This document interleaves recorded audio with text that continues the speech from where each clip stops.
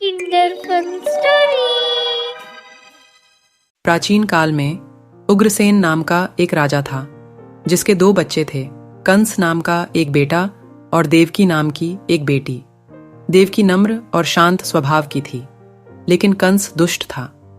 जब वह बड़ा हुआ तो उसने अपने पिता को कैदखाने में डाल दिया और राजा की गद्दी खुद संभाली, जबकि उसकी बहन की शादी राजा वासुदेव से हुई।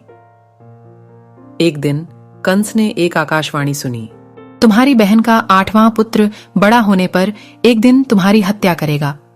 इससे दुष्ट कंस डर के मारे अंदर तक हिल गया और वह अपनी बहन को मारना चाहता था, लेकिन वासुदेव ने देवकी को जिंदा रखने का आग्रह किया और कंस द्वारा देवकी के 8वें पुत्र को मारने के लिए सहमत हुए। देवकी और वासुदेव उनके भाई कंस द्वारा कैद किए गए थे। हर बार जब देवकी एक बच्चे को जन्म देती, कंस खुद आ जाता और अपने हाथों से बच्चे को मार देता था। उनके 8वें पुत्र का जन्म आधी रात को जेल के भीतर हुआ। यह भगवान कृष्ण थे और उस विशेष दिन को जन्माष्टमी के रूप में मनाया जाता है। कृष्ण का जन्म विष्णु के रूप में हुआ था और उनके माता पिता ने प्रार्थना की थी कि वह एक साधारण बच्चे में बदल जाएं, ताकि वे उसे कंस से छिपा सकें। प्रभु ने अपने पिता को उन्हें वृंदावन ले जाने और एक नवजात बच्ची के साथ अदला बदली करने की सलाह दी। फिर जादुई रूप से कैद खाने के पहरेदार सो गए और सभी ताले और जंजीरें अपने आप खुल गईं।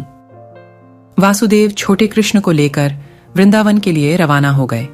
जब वह यमुना नदी के तट पर पहुंचे तो उन्होंने देखा कि नदी में बाढ़ आई हुई थी। अपने सिर पर छोटे कृष्ण को रखते हुए जैसे ही वासुदेव ने नदी को पार करने का प्रयास किया और पानी ने जैसे ही कृष्ण के पैर की अंगूठे को छुआ, यहाँ पर भी रहस्यमयी तरीके से नदी का पानी पीछे हट गया, जिससे वासुदेव अपनी यात्रा पूरी कर सके।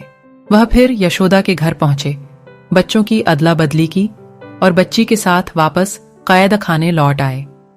देवकी और वासुदेव को उम्मीद थी कि कंस लड़की को छोड़ देगा, क्योंकि भविष्यवाणी थी कि एक लड़का कंस को मारेगा, लेकिन कंस ने परवाह नहीं की। उसने बच्चे को उनके हाथों से छीन लिया और उसे एक पत्थर पर फेंक कर मार दिया। लेकिन लड़की देवी दुर्गा में बदल गई और उन्होंने कंस को बताया कि कृष्ण जीवित हैं और उसे उसके बुरे कर्मों के लिए उसे दंडित करेंगे। उधर कृष्ण भगवान की नटखट लीलाएं चल रही थीं। कृष्ण को मक्खन खाना बहुत पसंद था। वृंदावन शहर में हर कोई उनकी शरारतों और मक्खन चुराने के प्रयासों से वाकिफ था, इसीलिए उन्हें माखन चोर कहा जाता था। कृष्ण की माँ यशोदा कृष्ण से मक्खन को छुपाने के लिए इसे ऊंचाई पर बांध देती थीं। एक बार जब यशोदा आसपास नहीं थीं, तो कृष्ण ने अपने दोस्तों को बुलाया। वे एक दूसरे के ऊपर चढ़ गए और कैसे भी वह मक्खन के बर्तन तक पहुंचने में कामयाब रहे। सभी ने मिलकर मक्खन से भरा बर्तन नीचे उतार लिया और बड़े मजे से मक्खन को मिल बांट कर खाया। लेकिन दुर्भाग्य से उन्हें एहसास नहीं हुआ कि यशोदा वापस आ गई है। कृष्ण के सभी दोस्त वापस अपने घरों में भाग गए, लेकिन कृष्ण को शरारती होने के लिए फटकार पड़ी। कृष्ण अपनी लीलाएं दिखाते अब अपनी युवा अवस्था में आ गए थे और कंस का अब अंत भी निकट था। जब कृष्ण ने कंस द्वारा भेजे गए सभी राक्षसों और राक्षसियों को हरा दिया तो कंस चिंतित हो गया। उसने कृष्ण और उनके भाई बलराम को मथुरा वापस लाने के लिए अपने नौकर अक्रूर को भेजा। उन्होंने अपने 2 सबसे ताकतवर पहलवानों के साथ कुश्ती में चुनौती देने की साजिश रची।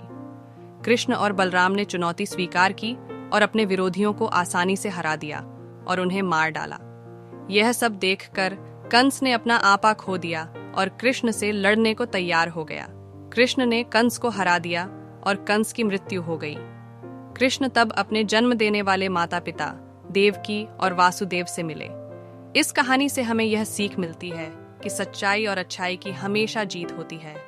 ऐसी कई कहानियां बच्चों को बहुमूल्य बातें सिखाने के लिए ज्ञान का भंडार है।